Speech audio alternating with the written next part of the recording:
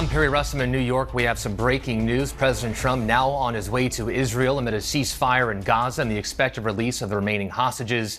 If all goes according to plan, he will meet with hostage families there before heading to Egypt, where a Middle East peace ceremony is planned there. We are waiting to see if he does speak to reporters, but apparently with this weather, the nor'easter that's affecting the East Coast, he appears to be under that black umbrella there and is headed to Air Force One. That is at Joint Base Andrews in Maryland. There's some inclement weather, so the plan was, it looks like he is speaking to reporters there, stopping. I see a few reporters there. I'm not sure if we have another camera on the ground that we can see what he has to say. Let's listen in.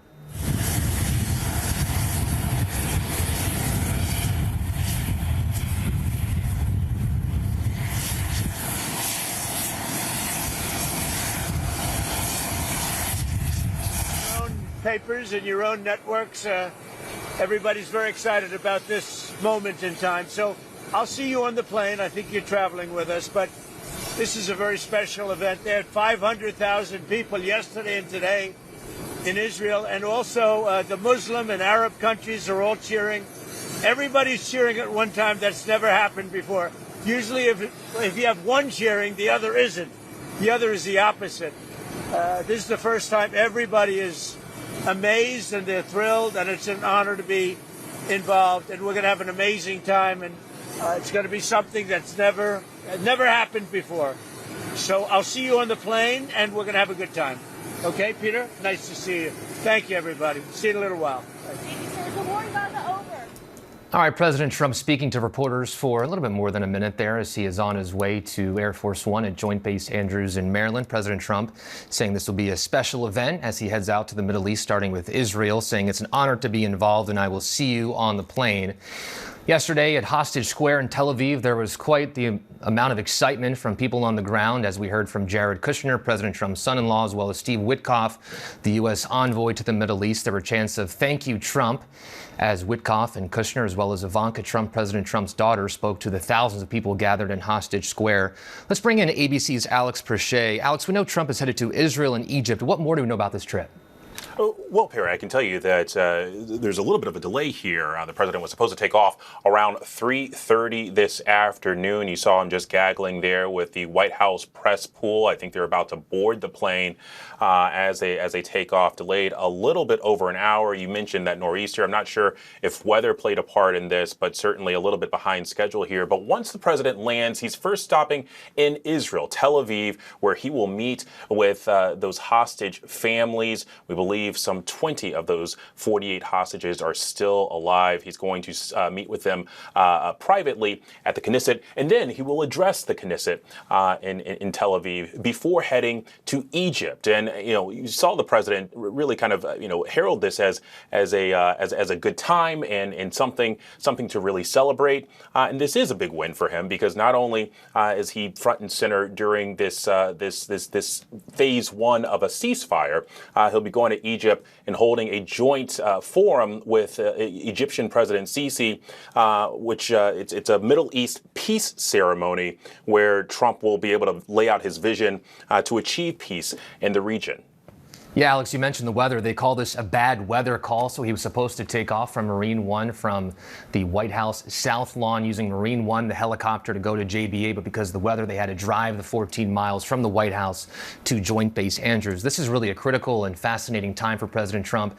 I mean, just looking at some of the things happening here domestically at home, we have the government shutdown, day 12. We have some government workers who are now being laid off. There are more threats to send the National Guard to more American cities, as well as the indictments of former FBI Director James Comey and New York Attorney General Letitia James. And then look at that. And then some of the stories international involving President Trump as he tries to broker peace, not only with this ceasefire deal in place between Israel and Hamas, but also trying to end the war in Ukraine. Also some tough negotiations going on with China as he's now threatening 100% tariff on imports coming from China. How do you see all this playing out right now for President Trump? How do you see this moment?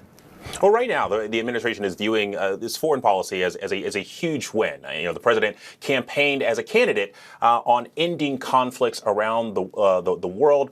This chief among them, Russia's war with Ukraine, another big one. But him being able to strike this first phase of a ceasefire between Israel and Hamas was a huge win. And also seeing him front and center during this Middle East ceremony in Egypt is also viewed as a win for this administration. You kind of heard the excitement and certainly the positivity around this foreign trip as he boarded those steps. But Perry, the juxtaposition between what's playing out in U.S. foreign policy versus what's playing out here at home. You mentioned it is now day 12 of this government shutdown, no end in sight. We already got court filings that said some 4,000 federal workers would be furloughed. We heard from the White House earlier today that is just a snapshot in time, that those numbers are going to continue to grow.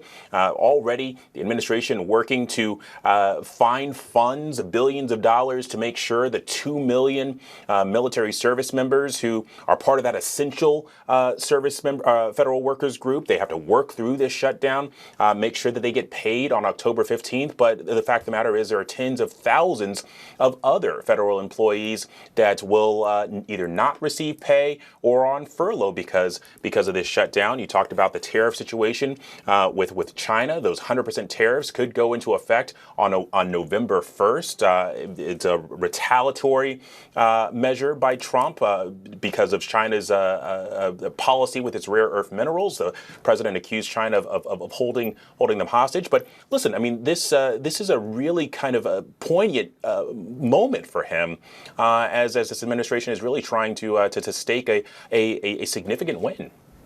Alex Perche, thank you for that. So let's just recap how we got to where we are right now. This is just days after the 2-year anniversary of the attack on October 7th in Israel, where 1,200 people were killed and more than 250 people were taken hostage. Then just about 4 days ago, on October 8th, President Trump announced that Israel and Hamas signed off on that first phase of the peace plan. The ceasefire went into effect on Friday. So as part of this phase one, as Air Force One is now starting to take off from Joint Base Andrews, the hostages will be returned from Gaza, Palestinian prisoners released from jail in Israel. So it'll essentially be a handoff of hostages and prisoners from both sides, as well as a partial withdrawal of Israeli forces from the Gaza Strip. So according to this plan, Hamas will release all those hostages within 3 days. And so right now we know that'll be happening around midnight on the East Coast. We'll be watching every moment closely on what could be the most important trip for President Trump in his second term.